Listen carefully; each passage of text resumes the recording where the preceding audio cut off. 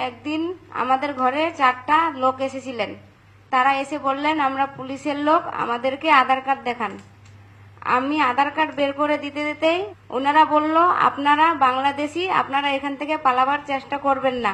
আমি বললাম আমরা যে বাংলাদেশি না, তো আমরা কেন পালাবো?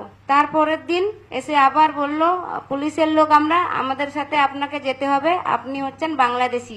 আমি বললাম আমি মালদা ডিস্ট্রিক্টের লোক, আমি কিভাবে বাংলাদেশি? ওরা কিছু না শুনেই ওরা আমাকে একটা নির্ভুম জায়গায় নিয়ে গেল, নিয়ে যেয়ে ওখানে প্রচন্ড অত্যাচার করতে শুরু করে দিল। আমি বললাম আমরা বাংলাদেশি না। এই কথাটা বলার পর আমাকে 2টা থাপ্পড় মেরেছিল। তুমি জয় শ্রীরাম বলো, তারপর তোমাকে ছাড়া হবে। আমি বললাম আমি মুসলমান, আমি কিভাবে জয় শ্রীরাম বলবো? এই কথাটা বলার পর আমার পেটে একটা লাথি মেরেছিল, একটা মহিলা মেরেছিল। মারার পর আমার ছেলেটাকে ওরা কেড়ে নেওয়ার চেষ্টা করছিল। আমার ছেলেটা উপর খেয়ে পড়ে গেছিল, আর কানের মধ্যে ওরা থাপ্পড় দিয়েছিল, কান থেকে রক্ত পড়ছিল, কানে আচরণ এখনো আছে, মাথাটা ফুলে গেছিল পড়ে যেয়ে। আমাদেরকে ও হুমকি দিল 25,000 টাকা দিলে ছাড়বো, না হলে ছাড়বো না। স্বামীকে ওরা ফোন করালো ওদেরই নাম্বার দিয়ে।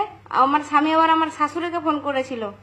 আমার শাশুড়ি টাকাটা নিয়ে ওই জায়গায় পৌঁছেছিল, ওই জায়গাতে আমাদেরকে টাকা নিয়ে ওরা ছেড়ে চলে গেছিল।